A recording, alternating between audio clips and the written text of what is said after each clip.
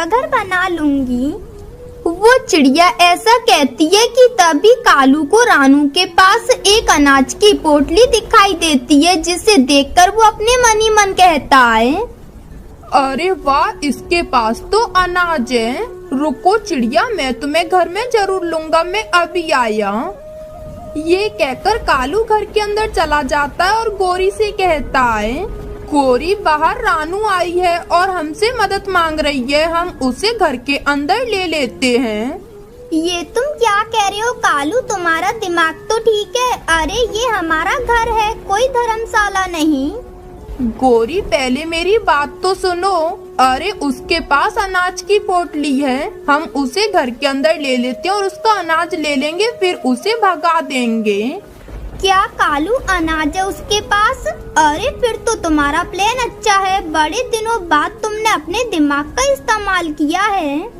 उन दोनों की ये बातें रानू बाहर सुन लेती है और वो कहती है, अरे बाप रे, ये कौवे तो मेरा भोजन छीनने का प्लान बना रहे हैं, मुझे यहाँ से निकलना होगा।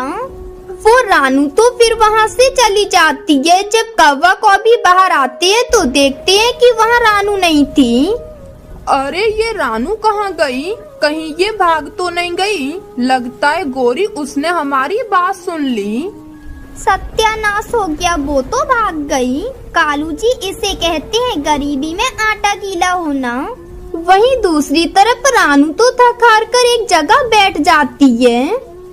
मैंने अच्छा किया कि उन कौवों की झांसे में नहीं आई, लेकिन मैं अब इस हालत में ज्यादा उड़ नहीं पा रही हूँ।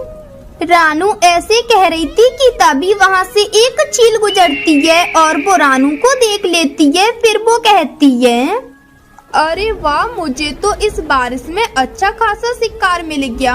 मैं इस चिड़िया को अपने घर ले जाकर मजे से खाऊंगी। ये कहकर वो चील चिड़िया के पास आ जाती है। चिड़िया तो उसे देखकर डर जाती है। अरे अरे चिड़िया, तुम डरो नहीं, लगता है तुम बारिश की वजह से यहाँ बैठी हो। तुम चाहो तो मैं तुम्हारी मदद कर सकती हूँ। क्या मदद? कैसी मदद? वो चिड़िया, मेरा घर यहीं पास में ही है, तो तुम मेरे घर चल सकती हो और बारिश रुकने तक आराम से रहना, क्योंकि अगर तुम यहाँ बैठी रहोगी तो कोई दूसरी चील तुम्हें खा जाएगी। जब रानू चील की ये बात सुनती है तो वो सोचती है, मैं इस चील पर भरोसा नहीं कर सकती, लेकिन अगर मैं यहाँ से भाग गई तो ये चील पक्का मुझे खा जाएगी। इसलिए मुझे किसी तरह अपनी और अपने बच्चे की जान बचानी होगी।